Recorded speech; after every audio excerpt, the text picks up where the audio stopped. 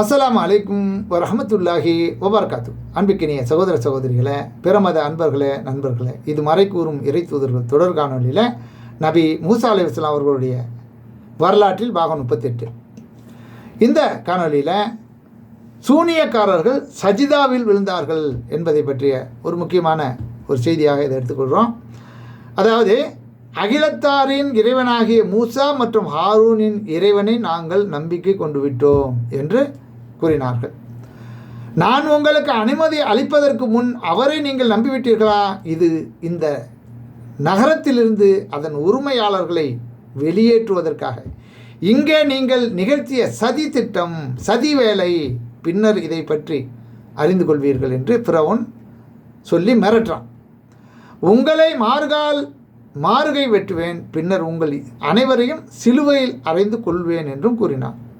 உடனே அவர்கள், நாங்கள் எங்கள் இறைவனிடமே திரும்புபவர்கள் என்று அவர்கள் கூறினார். நீ போடா, என்ன வேணாலும் செஞ்சுக்க, நாங்கள் எங்களுடைய படைத்தவன்ட்டு தானே நாங்கள் திரும்பி ஆகணும் அப்படின்னு சொல்லிட்டு, எங்கள் இறைவனின் சான்றுகள் எங்களிடம் வந்தபோது அதை நாங்கள் நம்பினோம் என்பதற்காகவே நீ எங்களை தண்டிக்கிறாய் என்று பிறவனிடம் கூறிவிட்டு, எங்கள் இறைவா, எங்களுக்கும் பொறுமையை தந்தருள்வாயாக, எங்களை முஸ்லீம்களாக மரணிக்க செய்வாயாக என்று அல்லாவிடம் பிரார்த்திக்கிறார்கள்.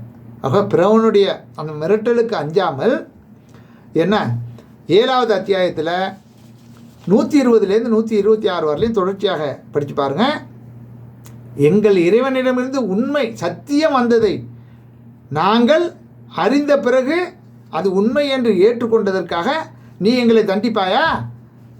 அப்படி தண்டிக்கிறாரே, தண்டிச்சுட்டு போ. நாங்கள் இந்த உலக வாழ்க்கையை என்னைக்கா இருந்தாலும் சாவதானே போகிறோம். நிரந்தர வாழ்க்கை அங்கே தானே இருக்கு. அப்போ அப்படிப்பட்ட அவங்ககிட்டேருந்து கிடைக்க வேண்டிய அந்த இன்பத்திற்காக, சுருக்கத்திற்காக அவனை நாங்கள் நம்பிவிட்டோம். நீ அதற்காக எங்களை என்னமாவது பண்ணணும்னா பண்ணிட்டு போ. இந்த உலகத்தில் தானே அவனுடைய செல்வாக்கு. அதனால் நாங்கள் மீள வேண்டியது அவனிடம் தான் இருக்குது அப்படின்னு சொல்லிவிட்டு அல்லாவிடம் பிரார்த்திக்கிறாங்க. எங்கள் இறைவா, அதாவது எங்களுடைய இறைவனின் சான்றுகளை கண்ட பிற்பாடு தான் நாங்கள் இதை ஏற்றிருக்கோம் அப்படின்னு சொல்லிட்டு, இறைவா, எங்களை மூமின்களாக முஸ்லீம்களாக அங்கீகரித்து என்ன முஸ்லீமாக ஏற்றுக்கொள்வாயாக அப்படின்னு சொல்லி முழுமையாக கட்டுப்பட்டு அந்த இடத்துல அவங்களுடைய ஈமானை என்ன பறைசாற்றுகிறார்கள். அப்படிப்பட்ட அந்த நன்மக்களை போல நாமளும் நம்முடைய வாழ்க்கையில் நமக்கு அப்படிப்பட்ட சோதனைலாம் வரல. அப்படி சோதனைகள் வரும்போது அதில் உறுதியாக நின்று நாம் அதில் வெற்றி